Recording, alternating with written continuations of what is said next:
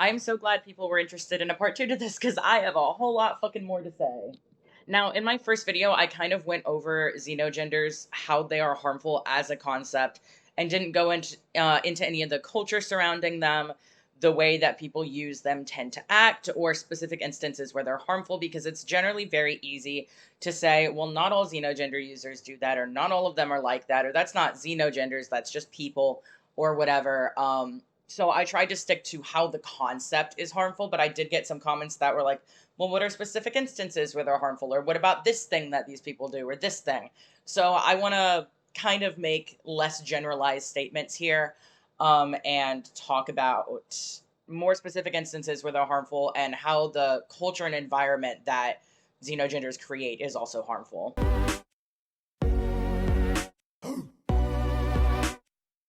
Now, first, I want to talk about, I don't know if culture is the right word, but I guess the environment that surrounds xenogenders and their users. To a degree, this is really just an inclusionist thing, but it's very heavily amplified with people who use xenogenders. And that is the aggression and defensiveness that comes from this community. Now, this is something I talked about a little bit in my toxicity in the trans community video. But in that video, I was really aiming at comparing inclus versus exclus toxicity, how it's evolved over the years, how I think it's kind of turned sides to which one is more toxic. But here I want to be talking about it in regards to xenogenders specifically and why I think that they create that problem. Now, anyone who has openly criticized xenogenders online can tell you, whether it was one time or me constantly doing it, can tell you that the second you criticize them, you are met with threats of violence, you are met with insults, you are met with sometimes even discrimination. I had someone try and enable my eating disorder on Twitter over it. Everything in the book that is negative that could be said to you will be said to you if you criticize xenogenders. And the reason I didn't bring this up in my original video is because this isn't an exclusive issue to xenogenders, and it's not something that all xenogender users will do, but that doesn't mean it's not a prominent part of the way that they defend their ideology. Now, to be fair, this is extremely common in pretty much every unsubstantiated belief and its defenders. Religious people, alternative medicine people, even MLM people. When you have no arguments, you get defensive, you turn aggressive, you try and censor the other side. And especially considering a lot of these people are minors, a lot of the time that frustration and lack of having a substantiated answer turns into putting that aggression outwards at the people who are criticizing you because you don't have a response. And to a degree, I think this is more just a problem in adamantly defending something that has no proof for its existence and less of just a xenogender problem. But xenogenders are included in things that people adamantly and aggressively defend their existence despite the lack of proof. And it's very difficult to find xenogender users or even supporters who don't use them, who will meet you with civility and a calm conversation. In all of my time talking about this, which I can date at earliest memory back to 2019, I have met under a dozen civil xenogender users or supporters who are willing to have a conversation with me and say, or just leave, not even necessarily have a conversation, but just who were able to be civil about their opinions. Who could just say, this is why I believe what I believe, and this is why I think it's a positive thing. And whenever I disagree, don't tell me to kill myself. Don't tell me I'm transphobic and should die. Don't say any plethora of these things. And again, I think that comes back to when people, especially immature people, don't have a response to your criticism, you are met with aggression. And this makes the trans community, at least online, a very, very hostile place. People who rightfully see the harm in xenogenders, like the things I mentioned in my other video, are not only outcast from trans spaces, but followed after being kicked out of those spaces and harassed. And then whenever we create our own spaces, like transmed spaces, those spaces are demonized. You are blacklisted from other trans communities for participating in them. And I mean, hell, some people tried to raid my server just yesterday, and I had to kick a bunch of people. And I'm lucky that I had a ticket system and they didn't get in. So for that section of the video, I guess I'm going to say they are harmful because unsubstantiated beliefs are harmful when they create frustration due to lack of responses, which creates violent threats, bullying, harassment, and isolation. The environment surrounding xenogenders is one that is filled with hostility and censorship. And that makes the trans community not a place where anyone who's trans can just do their thing and move on, but that if your opinion does not align with these people, then you are no longer allowed to access those resources. And this can lead to very bad mental health. Calvin Gara went through it. I'm currently kind of going through it. It mentally damages people to be isolated from a community because of an opinion that is completely substantiated but disliked. And whenever it's unable to be substantiated, those people turn to violence. And like I said before, this tends to be an issue of a lot of xenogender people are minors, and that lack of credible argument combined with the immaturity of being 16 also just is a breeding ground for, oh, I can't respond. What do I say? Kill yourself.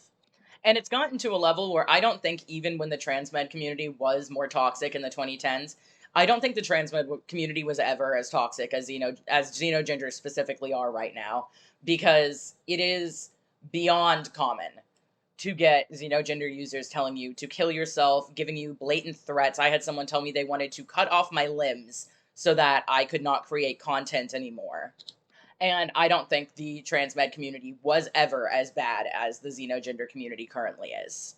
And I mean, this also creates an issue for people who previously held that ideology and now are lose friends, lose internet friends, even like just people around them lose support communities because when they say, "Hey, I don't actually believe in this anymore," you're outcast. It's like the thing where the whole fat activism thing, where if a celebrity who's overweight loses weight, they're suddenly hated by everyone in that community, and outcast from that community for not following the status quo anymore.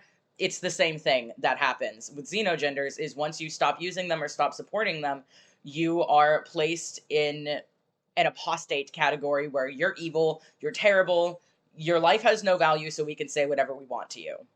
This also becomes an issue because whenever you encourage this belief without proof and this radical, violent defending of unsubstantiated beliefs, especially when a lot of these people are minors, that's a breeding ground for them to stay that way when they're older. When you say, yes, you're doing a good thing by telling trans meds and anti-xenogender people to kill themselves. That is good. You're defending the trans community, and you should maintain that. By enabling these identities and these rampant defenses of them, we are encouraging people to maintain this violent and aggressive and relentless defense of an idea with no backing. So not only does it harm the people that they are harassing and threatening, but it could harm them in the future because once these people are no longer 16, if you make a tweet and say, "I want to rip your limbs off so you can't make content anymore," if the person who said that to me wasn't like 16 or 17, they could get in legal trouble for that. In fact, they maybe still could. And now the next argument is one I don't really like to make because one of the few things I do agree with that includes people say is that it doesn't matter if the trans community looks bad or good to the outside because transphobic people are always going to be transphobic. And generally, I agree with that. And my main issue with xenogenders is not the outward presentation of the trans community. Making it more palatable for cis people at the end of the day can only do so much. But that doesn't change the fact that since xenogenders don't exist, they are doing unnecessary harm. If they did exist and they were real, I would say, well, cis people need to suck it up and get used to it. But they're not. And they do make the trans community look bad, especially because these people aren't trans. At least not inherently. So why are we allowing cis people masquerading themselves as trans people to do unnecessary damage to the image of the trans community? And like I said in the last video, that also spreads misinformation, but it spreads the misinformation outside the trans community to the rest of the world where it goes, oh, being trans is a choice. It's just your personality, not being trans is an innate part of who you are. And again, if xenogenders were real, I would say, yeah, they make the trans community look kind of bad, but it doesn't matter because that's who people really are, but it's not. It's not who people really are. It's not real. So it's doing unnecessary damage. The same way that I think there would be homophobic people without religion. But that doesn't mean that religion is not enabling and giving a platform to homophobia. Yes, homophobia would still exist without religion, but without religion, homophobia would have less of a foot to stand on, and there would be less people inclined to have a basis for believing it. And it's the same thing with xenogenders. Yes, there will be transphobic people, whether or not people identify with a xenogender, but why are we excusing something that's creating more transphobic people and harming the trans community both from the outside and inside when we could at least slightly decrease that along with all the other issues I have with xenogenders? A slight decrease is better than no decrease. I think there's also kind of a mindset that comes along with xenogenders. And now, of course, this is one of those things where it's like it's not applicable to all xenogender people, but it's a very prominent thing in that environment. Is again, I'm going to make a comparison to religion just because that's kind of my go to. I like to say religion primes you to believe things without proof, making you more likely to believe in things like QAnon, climate change denial, conspiracy theories, and such, which is statistically true. Evangelicals are the biggest like population of QAnoners and anti-vaxxers and even flat earthers. And I think xenogenders do a similar thing, which is why there tend to be so many more self-diagnosers and like DID role player kind of people that use xenogenders. When you think your identity is based on being marginalized, you are much more likely to take on more marginalized labels, whether or not they actually fit you, because your brain is going, this is a good thing. I get attention and I get to be seen as special and different because I identify as quote unquote trans. Therefore, other groups like that, like disabled people and mentally ill people, they have that too. So maybe I should do that too. I mean, I've never come across a xenogender user or supporter who doesn't support self diagnosis. And I mean, it's almost the exact same concept of religion because there's no proof for religion and there's no proof for xenogenders. And both people who believe in both of them, or who believe in each one of them, aggressively defend it with a lack of evidence.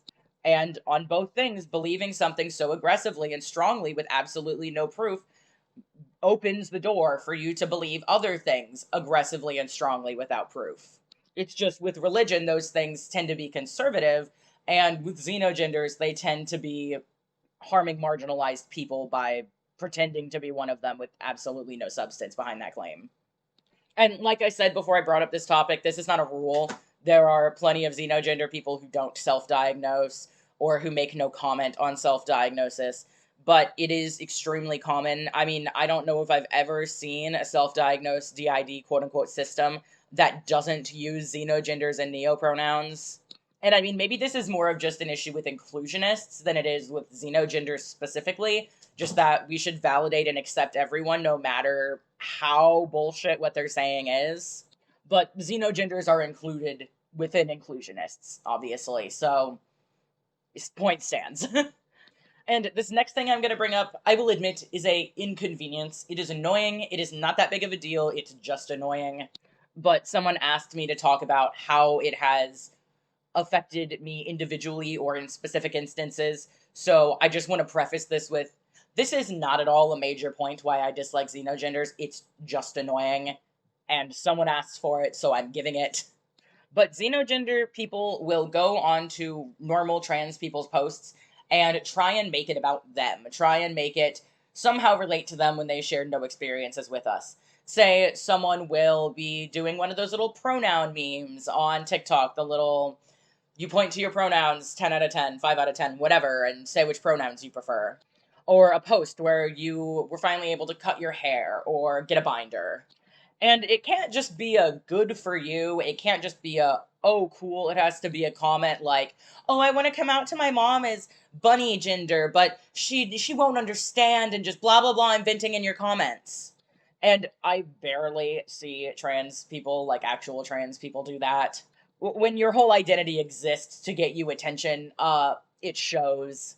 And it's annoying that xenogender people can't just let trans people have their thing, whether it's a personal post or a post about trans activism or people just talking about their experience. It always has to be about their xenogender and how they think they're oppressed because even trans people don't support them. Like, oh, you think you have it rough? Even trans people don't think my gender exists. In fact, I saw a TikTok today that was like, oh yeah, being LGBTQ is so easy. And I was like, oh, it's going to be like one of those, like people get hate crimed, misgendered, kicked out of their families, kind of like like being sarcastic, being LGBT. But no, no, it wasn't that. It was all about how people don't like xenogenders, dealing with neopronoun hate, people asking for alternate sets of pronouns, people saying maybe you're just non binary. When normally posts like that are like, my family kicked me out and now I'm homeless because I came out as gay and they're conservative Christians. And their idea of oppression is, ooh, woo, people won't call me cat self, not my family kicked me out because I'm gay, not I'm not legally allowed to transition because Texas says minors transitioning is child abuse. Obviously, not referencing me, but people. Not the don't say gay bill, not countries where you can be put to death for being trans or gay, but making those same TikTok audios, meme formats, whatever, talking about real LGBT oppression and comparing someone saying you can't be cat gender to trans women getting murdered. And like I said, this is not necessarily a big deal. It's just people asked how it affects me, and that really grosses me out. That it's like the white Christian persecution complex. They're like, we're so oppressed because people aren't doing exactly what we want them to do and catering to all of our needs and listening and agreeing that we say. That's not oppression. That's just not having everyone agree with you. And while like black trans women are getting murdered daily, while homeless LGBT youth are on the streets, while people are being sent to conversion therapy, these people are putting themselves on the same level as that because someone asks them for an alternate set of pronouns. And while maybe that's not doing any direct harm that's perceivable through statistics or the like, again, people asked for things, me personally, that bug me about it, and that is one of them, is pretending to experience the same oppression that trans and non-straight people do.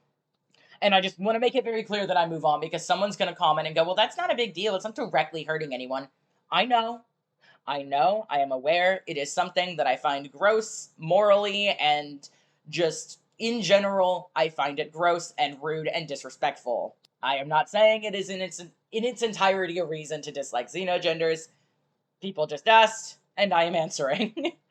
So, I mean, I guess to sum it up from my few points that I made in this video that are more specific as opposed to the concept, the environment surrounding xenogenders not only is complacent with, but actively supports the violent threats and damaging of mental health of people who disagree with them.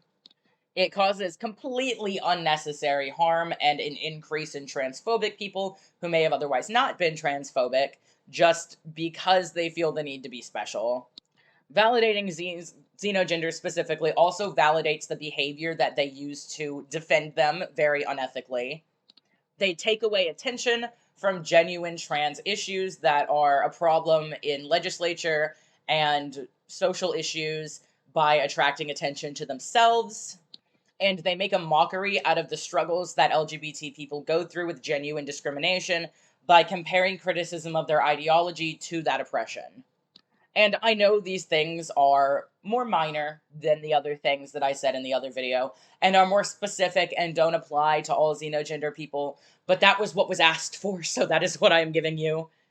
In conclusion, I really just don't think we should be supporting a community that whole ideology is agree with me or die, and who directly take away attention from real trans issues to put the attention on themselves being special. So that's all. Sorry, this video was kind of a mess. Ha det. I stare at the populace in prayer.